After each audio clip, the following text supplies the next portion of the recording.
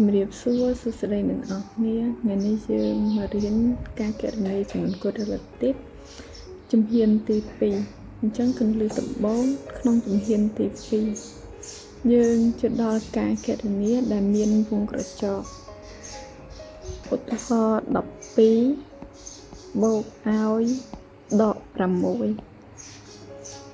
អញ្ចឹងបើយើងឃើញលេខបើយើងមានវងក្រចកយើងត្រូវចាំថាវងកញ្ចក់វាស្មើនឹងសញ្ញាគុណអាន័យថាម៉េចអាន័យថាកន្លែងវងកញ្ចក់នេះគឺមានសញ្ញាគុណអញ្ចឹងយើងត្រូវគុណសញ្ញាដោយយើងសូត្របូកប៉ះដកអញ្ចឹងបូកប៉ះដកយើងបានដកនោះយើងស្មើនឹង12ដក6ចម្លើយរបស់យើង6អញ្ចឹងក្នុងជំហានទី2នេះគឺផ្ដោតសំខាន់ទៅលើវងកញ្ចក់បានន័យថាគុណណាវងកញ្ចក់ហ្នឹងយកឧទាហរណ៍តទៀតឧទាហរណ៍8ដកឲ្យដក5អញ្ចឹងវងកញ្ចក់ទៀតណាអញ្ចឹងវងកញ្ចក់ទៀតបានន័យថាគេប្រកបសញ្ញាគុណម្នាក់ស្មើនឹងគុណ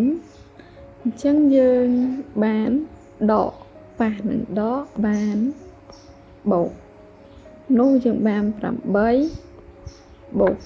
5ចម្លើយរបស់យើងគឺ13ណាអញ្ចឹងចំណាំវាទុក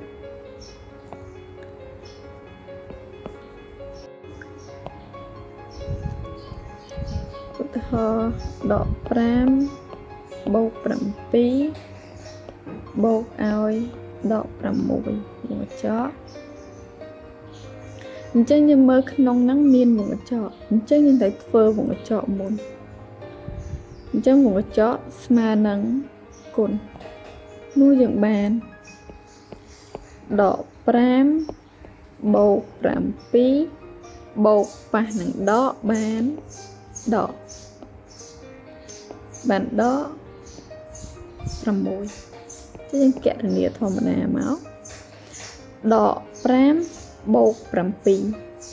ញ្ញាខុសគ្នាលេខធំដកលេខតូចនោះយើងបាន2សញ្ញាយកតាមលេខធំ7ធំជាងសញ្ញាបូកចម្លើយរបស់យើងបានបូកដកឲ្យ6អញ្ចឹងយើងមើលសញ្ញាខុសគ្នានោះលេខធំដកលេខតូចចម្លើយមានសញ្ញាដូចលេខធំដកចម្លើយបែបនេះអញ្ចឹងនេះគឺជាជំហានទី2គន្លឹះទី2ណាដើម្បីដោះស្រាយចំនួនកូដ relative ដែលមានវងក្រចកអញ្ចឹងយើងត្រូវចំណាំថាបើមានវងកញ្ចក់វាស្មើនឹងគុណណាអញ្ចឹងបើមានសញ្ញាយើងសូត្រណាមានសញ្ញាយើងសូត្រ